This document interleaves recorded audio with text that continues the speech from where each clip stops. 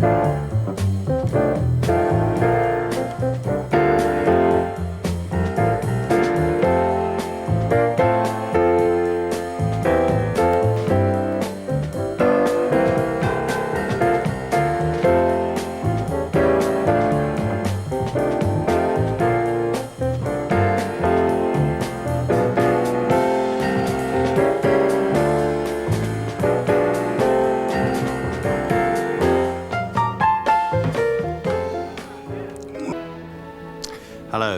Amistad, the latest film by Steven Spielberg, is based on the true story of 53 Africans abducted into slavery in 1838 who seized the ship, the Amistad, in which they were being transported, and killed most of the white crew.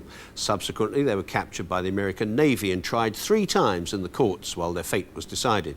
The film stars Jaimoun Hansu as the leader of the Africans, Matthew McConaughey, Morgan Freeman, and Anthony Hopkins, whose brief but electrifying performance has won him an Oscar nomination as Best Supporting Actor. Otherwise, the film's been pretty well overlooked by Oscar, though it tells a fascinating story very well. Historians have quibbled, but then they always do. And the picture was also beset by a lawsuit, now settled out of court, brought by Barbara Chase Ribou, who alleged that it plagiarized her book Echo of Lions. Amistad is Spielberg's first film for DreamWorks SKG, the studio he set up with Jeffrey Katzenberg and David Geffen. And at DreamWorks headquarters, temporarily situated in the offices of Spielberg's own production company, Amblin, in the grounds of Universal Studios, we talked about the film and his new status as a movie mogul. Stephen, I think you've said that you regard Amistad as the most important film you've ever made.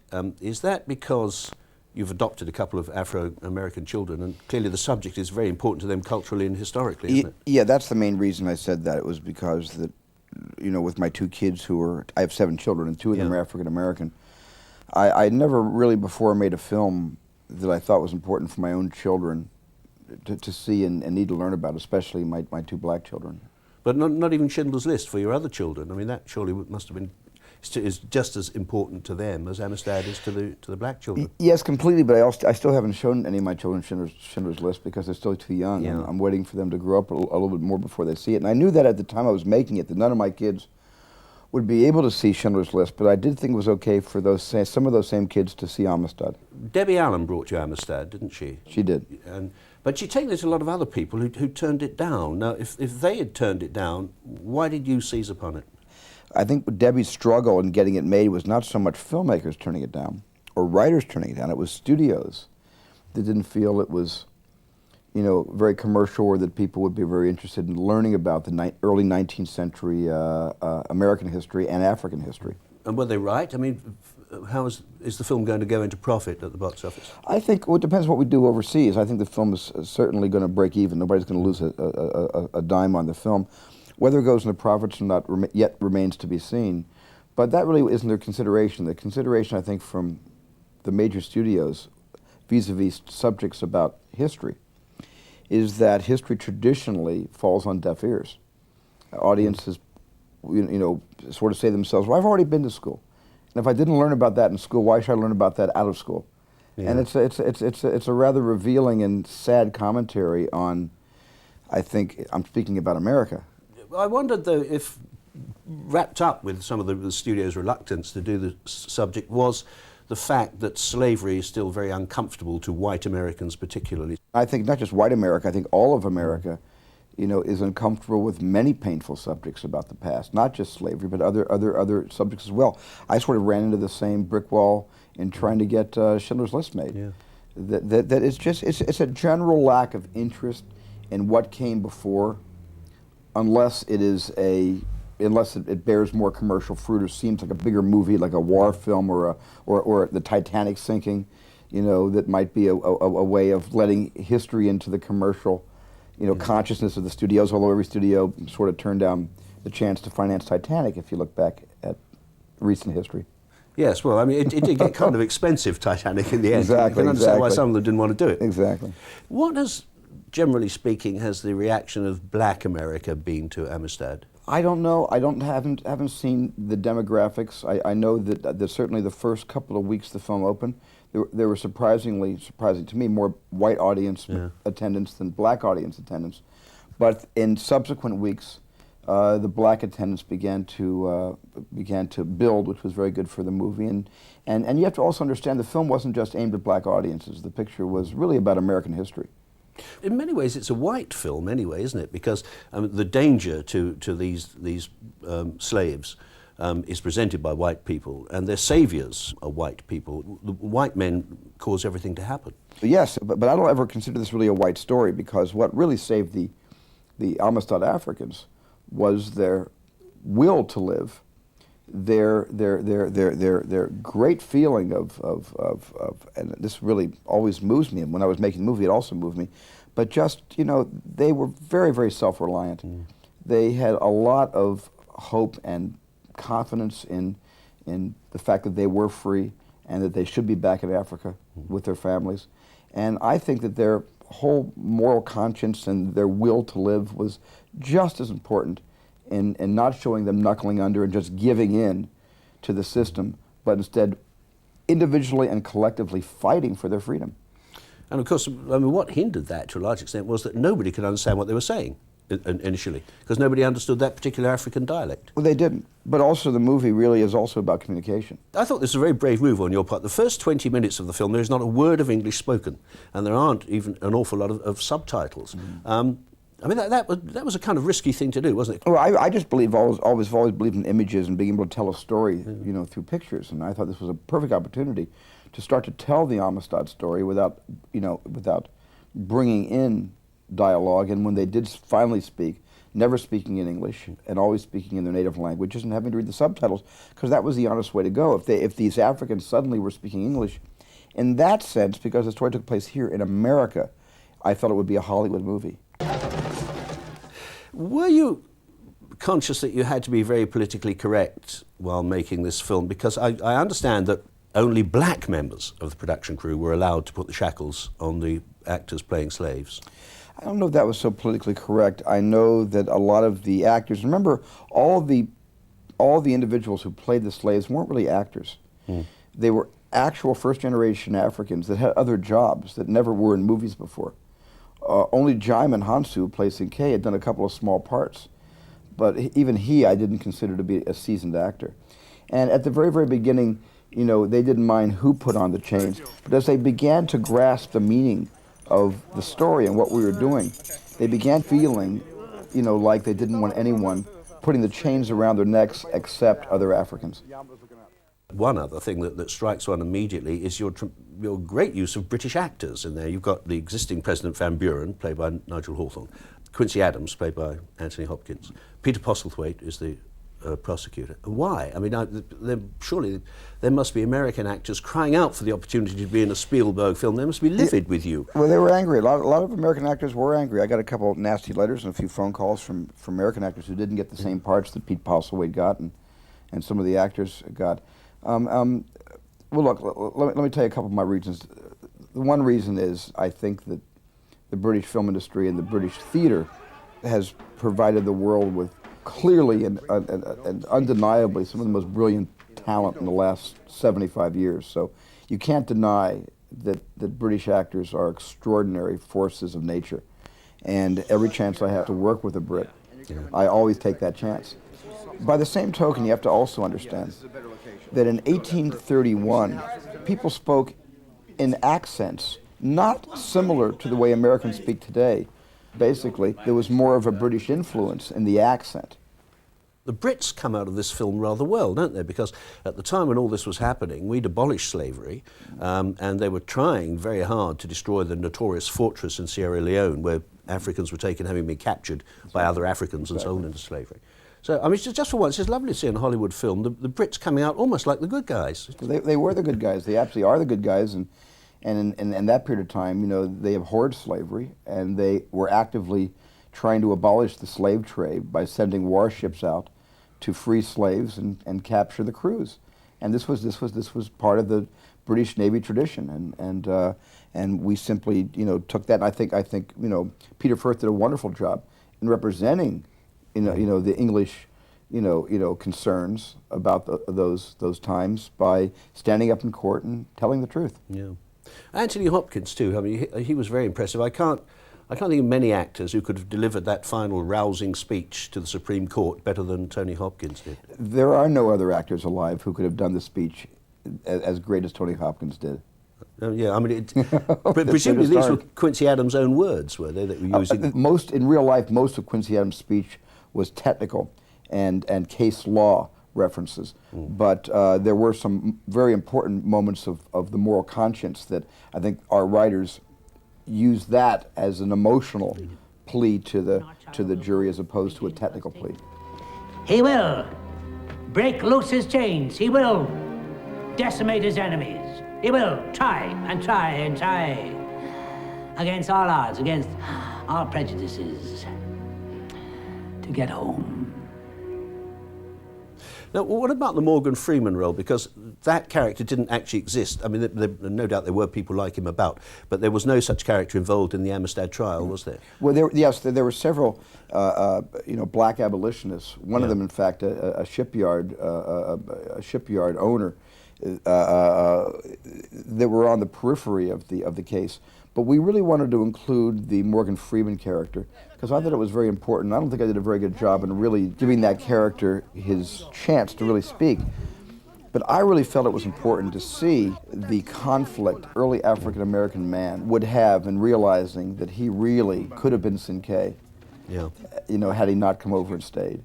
For me, it was an interesting, I guess, epiphany that the Morgan Freeman character has when he looks into Sinkay's eyes, and Sinkay starts talking to him in the Mendi dialect. And poor Morgan Freeman doesn't remember any African from his childhood and doesn't know what he's talking about and feels shame that this man who is his brother, he cannot communicate with him. Did the Sinkay character actually exist, or is he an amalgamation of various other people? No, he's an actual figure who existed, and I think we accurately portrayed his existence in the film. Now, this is the first film you've made for DreamWorks, isn't it? Yes.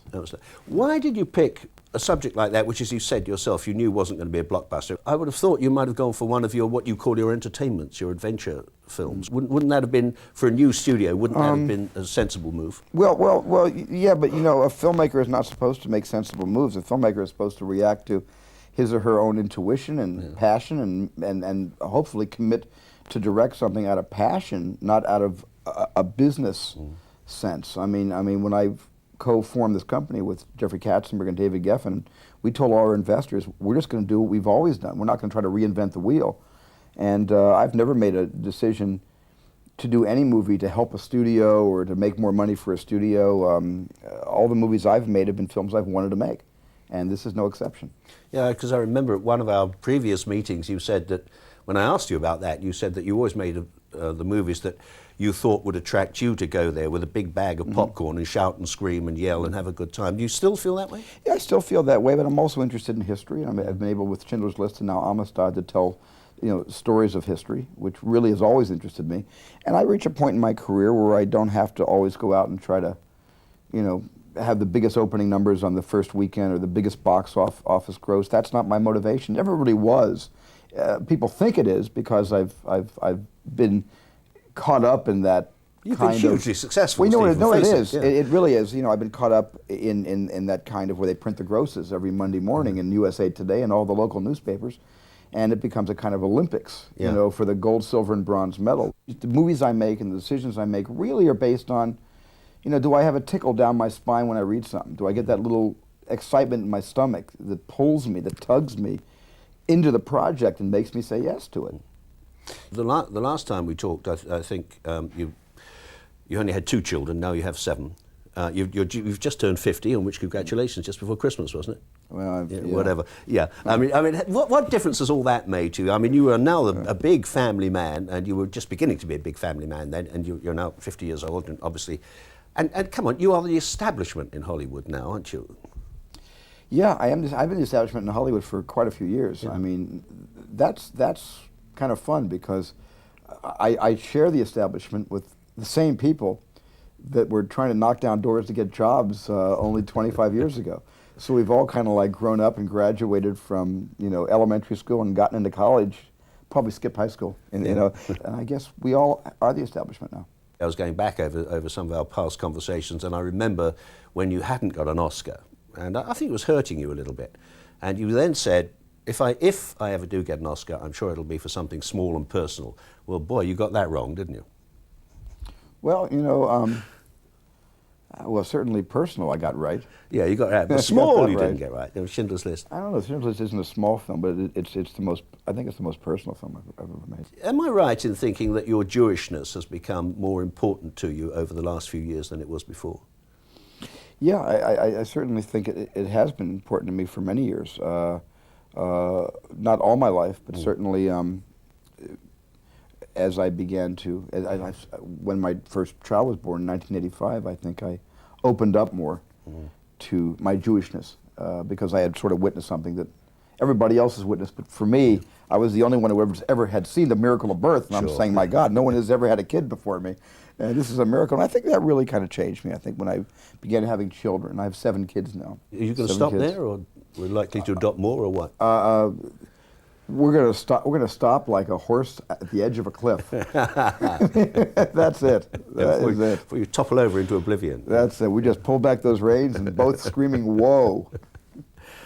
What about the Oscar? What difference has it made to you? Because I've always felt that you wanted one. I mean, did actually getting it, did that resolve anything for you? Yeah, it did resolve something for me because the Oscar was an elusive, it was like in a way it was like the Holy Grail for a number of years. Not all my career, but for a while, it became a kind of illusion, and yet when I won the Oscar, I was really happy to have gotten the Oscar for, I think, the best experience I ever had on a movie, as opposed to a film that I might have gotten an Oscar that perhaps wasn't the best experience I ever had. So the Oscar for Schindler's List went along with my deep feelings about that project and those historical roots, and that was very important to me. And also, I must say, winning the Oscar quenched a thirst. I think I even said when I accepted the Oscar that it was kind of like a long drink after a long time in the desert, a big, long, cold drink after a long trip through the desert. And I actually meant that. I said that spontaneously. I hadn't prepared that. That's exactly how I felt. And I still feel that today. It really quenched my thirst. And if I never win another Oscar, ever, I'm completely satisfied, and I always will be. But did it take any kind of pressure off you?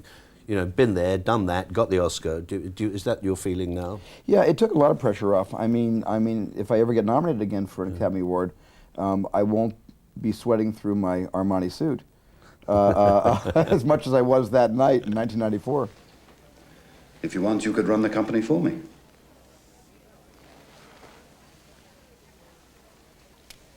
Let me understand. They'd put up all the money. I'd do all the work. What, if you don't mind my asking, would you do? I'd make sure it's known the company's in business. I'd see that it had a certain panache. That's what I'm good at. Not the work, not the work. The presentation.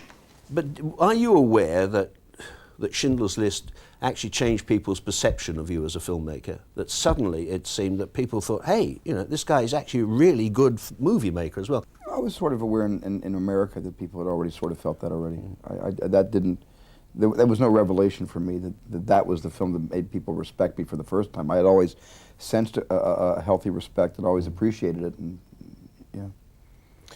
But you had made serious films like The Color Purple and Empire of the Sun before, but Schindler's List and Amistad, there's a difference between those early ones and there's probably a maturity, do you think, that's coming? Because the Color Purple and Empire of the Sun didn't seem to quite work in the way that Schindler's List and Amistad do. Yeah, well, I think that, well, Color Purple was a whole different situation. Color Purple was a woman's picture, and I had never made a woman's picture before, and I was really happy to have had that opportunity. And Empire of the Sun, I always felt, to this day, I'm so proud of the imagery in Empire of the Sun. I think it's some of the strongest imagery I've ever been able to put on film, even to this day. But I never had a strong narrative storyline through it, and the book was brilliant. Ballard's book was absolutely brilliant. And I never felt I really did justice to his book, which has always disappointed me. And now there's DreamWorks. Why did you and Geffen and Katzenberg believed that there was a need for another studio in Hollywood, particularly at a time when the studios didn't seem to be, you know, quite so powerful. As there isn't a need. There is not a need for another studio in Hollywood. And we always knew there was no need for another studio in Hollywood. We had a need to basically start a company, start a studio, where we could own our own real estate and build our own stages, which we haven't done yet in terms of the stages. We're still attempting that. But that we could really, you know, as opposed to rent or lease, as all of us do in our careers, we could actually own and work for the ownership of the company. And that was something that was very important to me on a personal level, is that I've always, you know, been making films for Sid Sheinberg here at Universal, or Terry Semel and Bob Daly at Warner Brothers, and I'd always been sort of working for others and never, you know, I owned my house and my automobile, but never owned my career, never owned my films, my negatives. You know, I was always working for somebody else, and it was a chance, as we all were into our late 40s and early 50s. It was a chance for us to attempt to try to, at least, you know, own the movies we make and create something from nothing. But presumably it's going to take some time before DreamWorks goes into profit. I mean, you don't start a business like that and expect to make money in the first year, do you? No, none of us, you know, knew that, and the investors knew that too. Yeah. We're all in for the long haul. Yeah. And in the meantime, do you see yourself as a latter-day Louis B. Mayer or Irving Thalberg, you know, a tycoon of the industry? I don't see myself as a tycoon, but I still see myself as a movie maker, and I think I always will. But what's interesting about really having a studio is that I come here every day and there's always something happening that's fun, that's exciting, that's creative, and if that means being a tycoon, maybe. I think I sort of see most tycoons as be locked away in a dark office, you know, with their accountants and lawyers, you know, plotting, with 4 telephones, you know, a telephone for every orifice. Yeah. I don't do that. Yeah, and now your latest film, which you made in Britain, Saving Private Ryan, that's a DreamWorks production as well, is it? It's a DreamWorks Paramount co-production. Yeah, yeah. Yeah, both studios put up half the money for the film. Yeah. Where would you place that among your films? Because you kind of divide them up into entertainments and the serious films, don't you? Private Ryan is a serious movie. It's a serious movie. Extremely serious. Yeah. Then Reiben, you're looking up there. Then Reiben sees the German. He gets up. We go up with him. Bang! Pops him off. Bang! Bang! Bang! Bang! Bang! Bang! Bang! Like that. They come down and rack to his face and go down to the reload and do the whole reload process. Does that mean you've finished now with the entertainment? So there will never be another E.T. There'll never be another Indiana Jones.